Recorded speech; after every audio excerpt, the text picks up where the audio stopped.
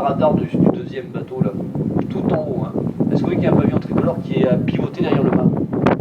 Il fait un tour derrière le mât. Vous voyez dans le tricolore, vous savez là? Ben, messieurs, dames, voilà le fameux navire amiral en ce moment. Alors, vous voyez l'amiral qui commande l'escadre, parce que tout à l'heure, vous avez vu le préfet, enfin l'amiral qui sert de préfet maritime, d'accord? Là, c'est l'amiral qui commande l'escadre. Il est à bord de ce navire, à bord du champ de Vienne, comme on dit, amiral à 4 étoiles. Vous comprenez pourquoi il faut être à la table de ces bateaux? Ah oui, parce que dans la marine, c'est comme dans les paquebots, ce nombre d'étoiles. Plus il y a d'étoiles, et vous connaissez la chanson. Alors là, il faut avoir quand même de belles autorisations pour aller manger avec l'amiral. Hein. Alors le troisième bateau, c'est le même que le Jean-Bart que vous avez vu tout à l'heure, mais lui, il a déjà été modernisé, vous voyez, c'est le Cassard. Hein. Et après le Cassard, est-ce que vous voyez les deux ravitailleurs? Oui, vous vous rappelez le VAR, le A608, hein. Regardez, là le A630 avec les deux grosses boules sur la cabine. C'est le même, hein. C'est la Marne. Et par contre, là, vous avez vu qu'il n'a pas les boules? Il est très cool, le gars. Quand on dit qu'on a les boules, c'est qu'on est... Bah, attention, c'est la Meuse, messieurs, dames, ravitailleur de combat. Alors, vous voyez, la Meuse, lui, par contre, il ne veut pas accueillir d'état-major à bord, mais il suit le train d'escadre, comme on dit. Hein. Il est là quand il y a des combats, il faut le ravitailler en munitions, en carburant. Mais autrement, vous voyez que les coques sont identiques.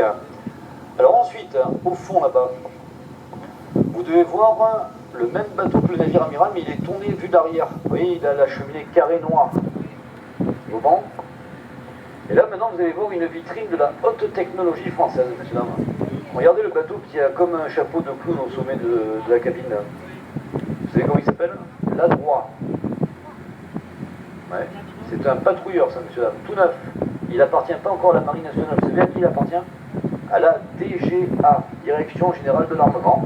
Seulement, vous savez qu'en France, on n'a pas le droit d'avoir d'armes. Vous savez ça?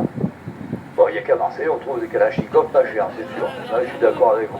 Messieurs, dames, alors comme en France, on n'a pas le droit en tant que privé d'avoir un bateau de guerre avec un armement, si vous préférez, ce bateau, il est prêté à la Marine nationale, qui s'en sert de vitrine de la haute technologie de la DGA. Alors, il va naviguer de pays en pays, si vous préférez, hein, pour essayer qu'on en vende un petit peu à l'étranger.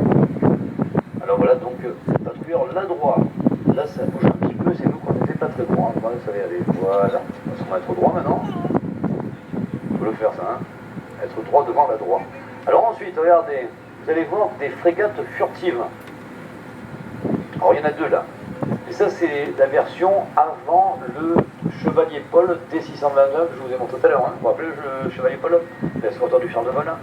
Mais regardez, c'est les mêmes formes maintenant. Hein. Regardez même par rapport à la droite qui est à côté là. Vous voyez qu'elles ont à peu près les mêmes formes en plus petit? Enfin, eux, elles sont plus grosses que la droite. Hein. Regardez. Après la Maison Blanche avec porte-bleu, vous avez le Guéprat, pas mal d'amis qui sont à bord là. Et d'ailleurs, vous en avez une deuxième qui s'appelle le Courbet. Alors, nous en avons 5 en Méditerranée. Enfin, c'est les 5 que la France fait construire. Hein. Alors, souvent, on dit, mais elles sont de drôles de forme.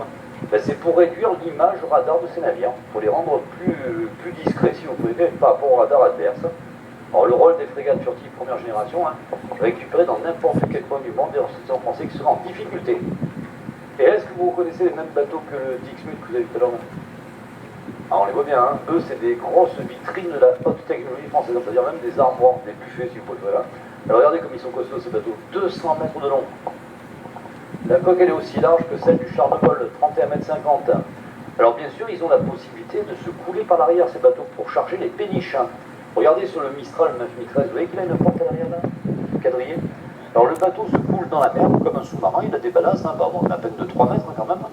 Alors la porte arrière s'abaisse, l'eau s'engouffre au milieu du navire pour mettre à flot les péniches de débarquement stockées à l'intérieur. Alors, c'est pas des péniches, des catamarans, des semi-rigides. Alors à bord, il y a de quoi stocker également pas mal de véhicules. Hein.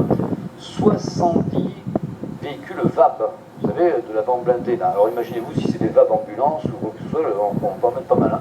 On peut mettre également une dizaine de charlots Leclerc. Vous avez à bord, pour soigner les malades, les soldats blessés, vous avez à bord un hôpital de 750 mètres carrés avec 2 blocs opératoires ultra modernes. Un grand dépôt pour mettre des vivres, des médicaments. On peut faire dormir même